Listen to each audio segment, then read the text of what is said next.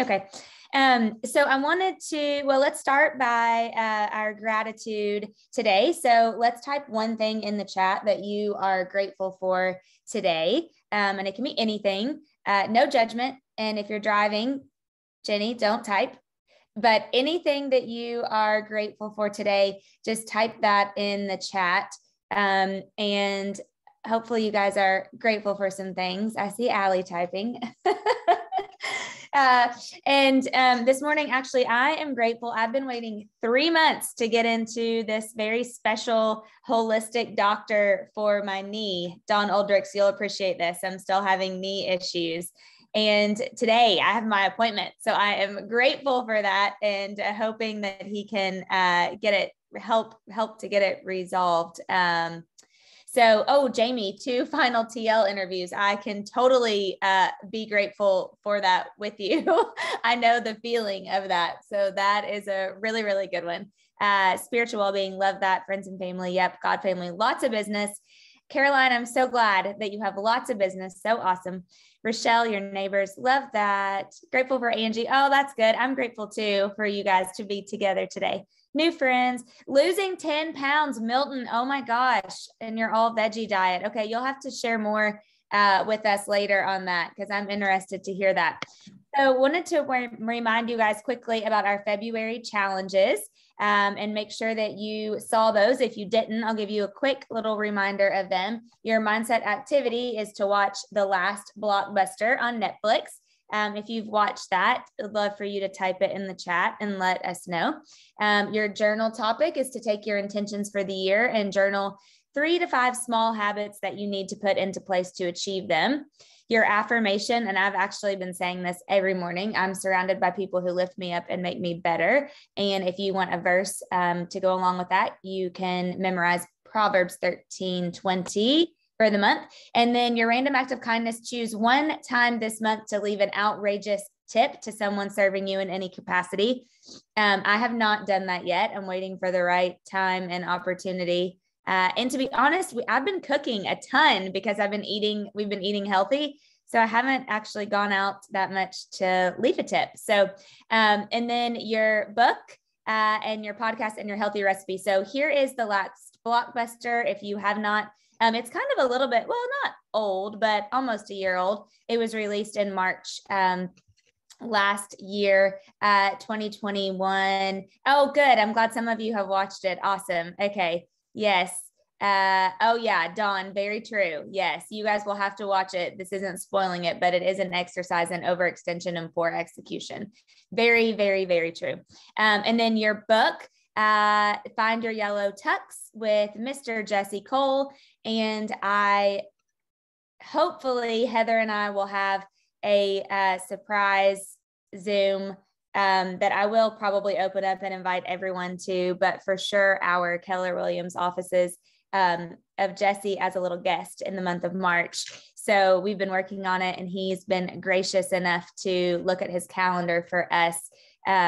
So I am hopefully really excited to be able to have a Q&A with him and also with Linda McKissick for some special guests for us in the month of March. So stay tuned. Our Burnout podcast, would love to hear feedback. If you have listened to that and what you thought, we've still been getting a ton of feedback on it, and burnout continuously seems to be a topic. And for those of you Keller Williams folks on or watching or listening, I did see that they just released one of their largest panels. I saw Nick Baldwin is going to be on, is about burnout and mental exhaustion in the real estate industry right now. And so they've made that even a topic at Family Reunion.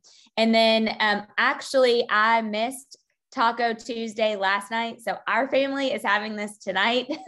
So my beef doesn't go bad. But just want to make sure that you guys are getting some healthy eating in. I can tell such a huge difference from not eating processed food. I'm not being 100% full transparency, but I was talking to Allie about this. I can tell a huge difference, honestly, which is awesome. So today I want to talk to you about 3 pieces of mindset. And the first one is your energy. The second one is luck versus strategy. And the third one is failures and discouragements. And I believe that all of these things really, really, really play into your mindset. And oh, actually, hold on. Let me say this in the chat really fast. Milton said, Siete is a great brand. He's going grain free. And I have been chatting with them on Instagram, by the way, you guys. And I'm working really hard to see if I can get someone from their organization. They're a family run business. They're an awesome family run business to also possibly come on and speak to us. So I'm working on that too. But just FYI, all of their food was on sale at Whole Foods this weekend. I think maybe through today. I don't know for sure. So just a tidbit on that. So, okay, your energy, luck versus strategy, and failures and discouragement. I believe that mindset and got an echo. Okay, thanks. Thanks, Heather. Your mindset totally begins with your energy. And then I think when you are wanting to accomplish something, there is a sense of luck versus strategy too. And we're going to talk about that. And I believe that that plays into your mindset. And then we all would be remiss to say that we never have failures or discouragements. And so I think we have to understand how our mindset can help us push through those. So some of you may have seen this before, but I want to start with the energy piece. There are phases of your energy.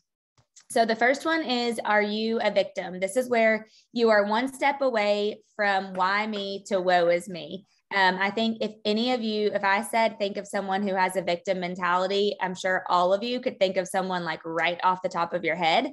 I definitely can. And I don't know.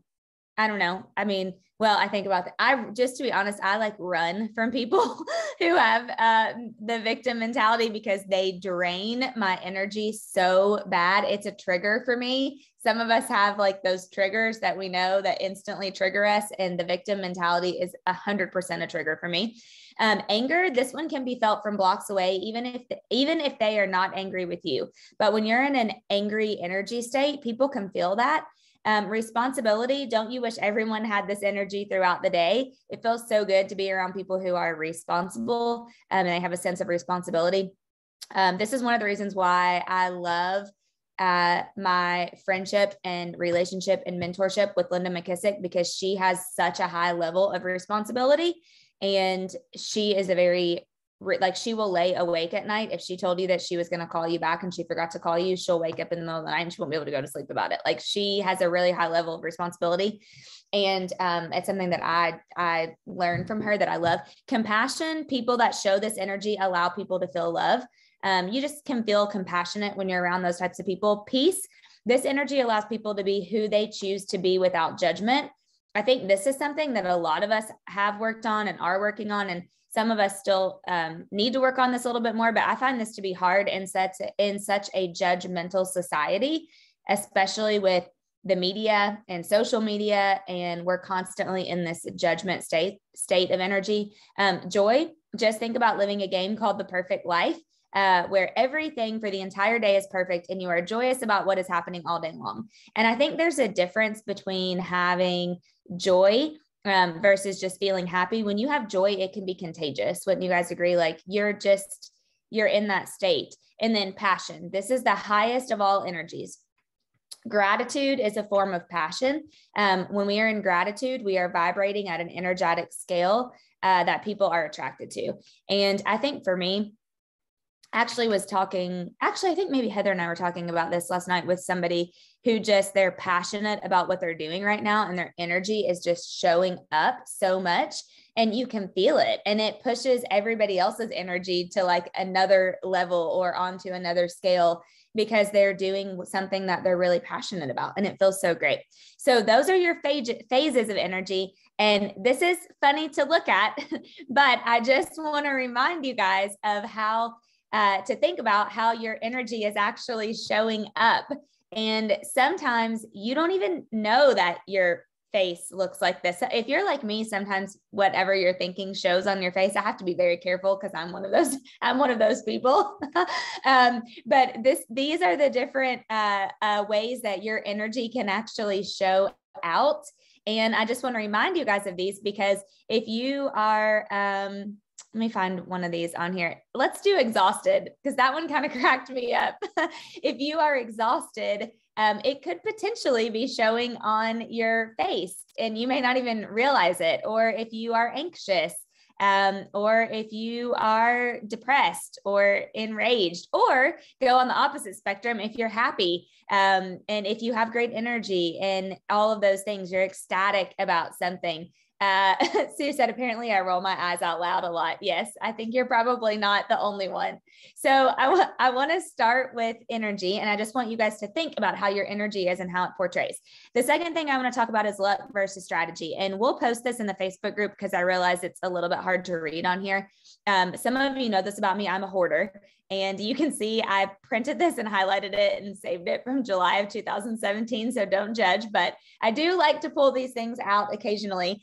And I was looking for something and I found this and I thought, oh my gosh, this is such a great reminder. It was from Success Magazine, but it was written by John Maxwell. And he talks about luck versus strategy. And I don't want to read the whole thing, but I just want to read a couple of the parts to you. He said, there's a certain element of luck in every success story of finding oneself in the right place at the right time, surrounded by the right people, and then knowing how to leverage those circumstances to your advantage. So some of that could be luck, right? He said, I appreciate luck, but what I really revere is work, putting in effort day after day after day until you've reached the top. And this is actually ironic. I know I've been on a Patriots Tom Brady kick lately, but I didn't mean to do this on purpose. So if you don't like the Patriots, I'm sorry, Jen Vickers, but it's relevant. Okay. So the Patriots coach, Bill Belichick, doesn't talk about his team's athleticism or Tom Brady's intuition or anything of the sort. He talks about work. The only way for us as a team to get to a championship level is to continue to elevate ourselves. And we have to look at what we've done and critically analyze it. So here's how John Maxwell suggests that we do this when we talk about luck versus strategy. And I think this is a great mindset tip. Number one, you have to find your passion. He said, you're not going to want to put in the work of winning if you're not fired up about going to work. And how true is that? If you're passionate about what you do, you'll be disciplined enough to do it regardless of how you feel or what hardship blocks your path. And so I think first you have to think about what is it that you're passionate about. The second thing you have to do is go beyond your gifts. And he says, you may or may not know kind of what your natural talents are, what your natural gifts are. For some of you, you might call them your spiritual gifts. Like John has a knack for motivational speaking.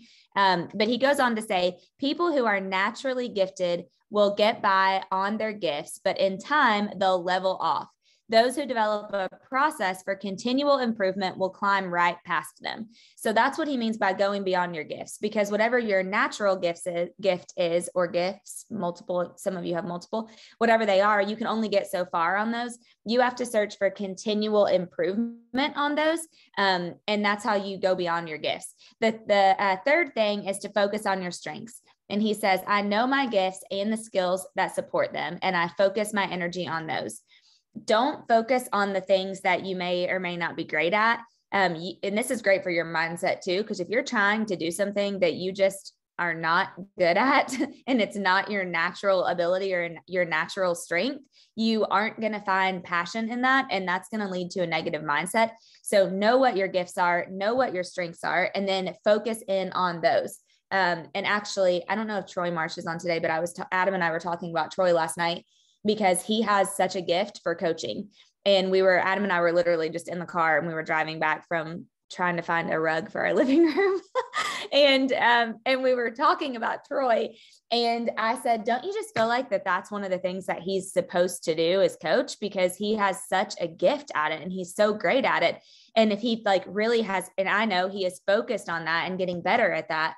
And we just had this it ended up being this 15-minute conversation about how we felt like that's something that he's supposed to do. And you can see that in other people when they're doing something that they're supposed to be doing, like the passion comes out. The next thing that he says, the fourth thing, is to celebrate your internal wins. And at the end of the day, this is pretty much self-explanatory. Especially right now where a lot of people are feeling burnout and exhaustion. When you have an internal win, you need to celebrate that, and you need to really focus on it. And maybe you journal about it or write it down or figure out a way that you can bring that to the top of your mind, to your mindset. And this is something that I've been working on because I tend to go so fast, like I'm on to the next, that I don't take time to slow down and celebrate some of the internal wins. And I think that that's important for our mindset. I know it is. And then lastly, the fifth thing is to persist. And John says, thank goodness I didn't let the naysayers get me down. Remember that rejection stimulates reflection, and reflection is actually how you learn to develop your strengths, accept your weaknesses, and hone the processes that allow you to earn your personal equivalent of a Super Bowl ring time and time again. And we have to persist. And I love that. And that kind of leads into this last thing, which is when we do have a failure or a setback or a discouragement. And I saw this on John Maxwell's Instagram yesterday, and I screenshotted it and saved it as one of my favorites. And I love it. And so here's what he says. In every stage of life, there are good aspects and bad. The key is to focus on the good and learn to live with the bad. And I just thought, man, first of all, that's really good because we're all going to have the bad days or the bad times. I noticed I was so proud of Sarah Woody, my friend, yesterday. And she was on her Instagram and I messaged her. I was like, girl, your hair looks so good. And I'm so glad that you shared this because she was just looking all perfect. And she said, I've just had a really bad week. And I feel like that it's okay to say that we've had a bad week sometimes and that I'm pushing through it and I'm figuring out, what caused it instead of everything being perfect. And so he said, the key is to focus on the good and learn to live with the bad. And he said, I have found there are two types of people in this world when it comes to dealing with discouragement. And this might be one of my new favorite things. So you guys might hear me talk about this more. Splatters and bouncers. When splatters hit rock bottom, they fall apart and they stick to the bottom like glue. On the other hand, when bouncers hit bottom, they pull together and they bounce back. And he said, Paul J. Meyer, founder of Success Motivation Institute, says 90% of those who fail are not actually defeated. They just simply quit. That's what discouragement can do if you don't handle it the right way. It can cause you to just quit. Since you will become discouraged at some point, and we all become discouraged at some point in our life, the question is, are you going to give up or get out? And really, you should bounce back. And so I want you guys to think about that and actually ask yourself, do you feel like more times than not, you are a splatter or are you a bouncer? And depending on your answer, if you are a splatter, then I would encourage you to really think about this and to maybe talk to somebody else about it or write down or journal on how can you end up being a bouncer? How can you pull together and bounce back? And for me, a lot of times that has to do with the people that I'm surrounded by. Heather helps me bounce back a lot. And my friend Josh helps me bounce back a lot. And Adam helps me bounce back a whole lot. So I think we have to think about the people in our lives that actually help you bounce back, because sometimes they can help pull you together if you get in a spot too.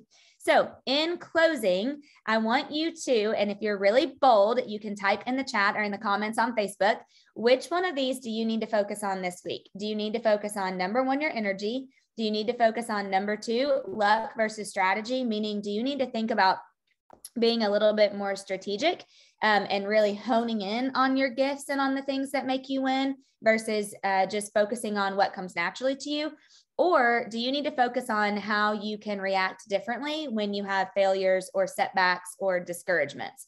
Number one, two, or three. Jen, thanks for posting already. Number two, perfect. Milton, number two. Rochelle, number three. All of the above. Amanda, I love that. I was waiting for somebody to say all of the above, which that's an okay answer too. Or only energy. Yep. Love it. Lots of variations. Number one, two. Angie and Allie both said number two. Yep. Love it. Awesome. All of them. Yeah. Number one. Awesome. So I hope this was helpful and it gave you a little quick mindset boost this week. So think about which ones you want to focus on: your energy, luck versus strategy, or your failures and discouragements, and or all of the above. And also let us know how your February challenges are going. And don't forget to invite friends. Several of you have invited a lot of your friends into the Facebook group. I think we're almost at 3,000 people now, which is like mind blowing. But thank you for inviting your friends and for encouraging them. And I just love to see how it's helping people. And really, ultimately, that's the end goal. And I'll keep doing it as long as just one of you shows up. So have a great rest of your week. And I will see you guys next Wednesday. Thanks. See you. Bye. Hi, Sarah Weber. Bye. Bye. Bye. See you guys. Listen to John Maxwell's podcast.